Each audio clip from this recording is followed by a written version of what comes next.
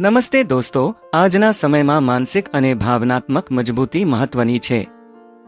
જીવનમાં અનેક પડકારો અને મુશ્કેલીઓનો સામનો કરવામાં મજબૂત મન અને ભાવનાઓનો મહત્વનો રોલ છે.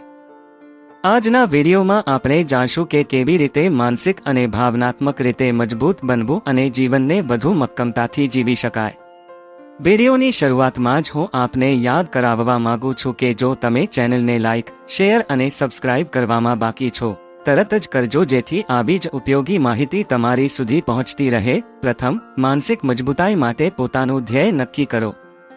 ધ્યેય વગરનું જીવન એ પથભ્રષ્ટ જહાજ જેવું છે. સટીક સ્પષ્ટ ધ્યેયો નક્કી કરવાથી જીવનમાં દિશા મળે છે. રોજના જીવનમાં નાની મોટી સફળતાઓ ધ્યેયની તરફેણમાં છે તે જોવાનું શરૂ કરો. બીજું મહત્વનું છે સ્માર્ટ રૂટીન બનાવવું. તમે સવારથી સાંજ સુધી શું કરો છો તે તમારા માનસિક સ્વાસ્થ્ય માટે મહત્વપૂર્ણ છે.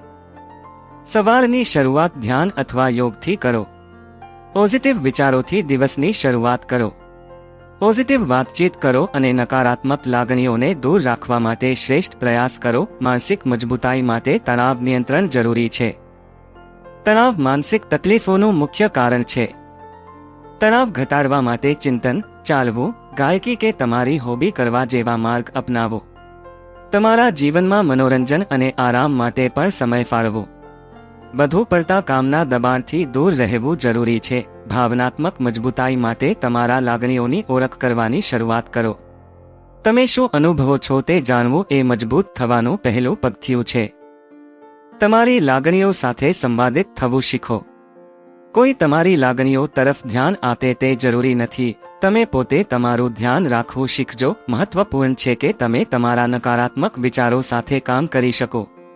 નકારાત્મક વિચારોને દૂર રાખવા માટે તમારા જીવનમાં પોઝિટિવિટી લાવવું જરૂરી છે.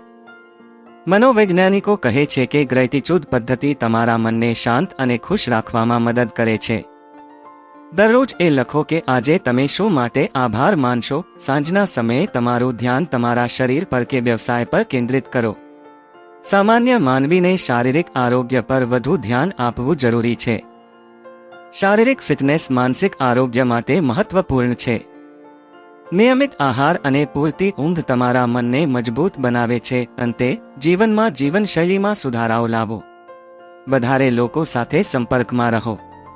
સારા લોકો સાથે સંબંધો બાંધો. મજબૂત નેટવર્ક માનસિક મજબૂતાઈ માટે મહત્વપૂર્ણ છે. અન્ય લોકોની મદદ લેતા શરમાવો નહીં. તમારા મગજમાં થતી હલચલને સાંભળો અને તેને માટે યોગ્ય પગલાં ભરો. મિત્રો, આ ટિપ્સ તમારા જીવનમાં માનસિક અને ભાવનાત્મક મજબૂતી લાવવામાં મદદરૂપ થશે. જો તમે આ માહિતી ઉપયોગી લાગતી હોય તો લાઇક, શેર અને સબસ્ક્રાઇબ કરવાનું ભૂલશો નહીં. આવતીકાલે આપણે નવી અને રસપ્રદ વાત સાથે ફરી મળીશું. ત્યાં સુધી મજબૂત રહો અને ખુશ રહો.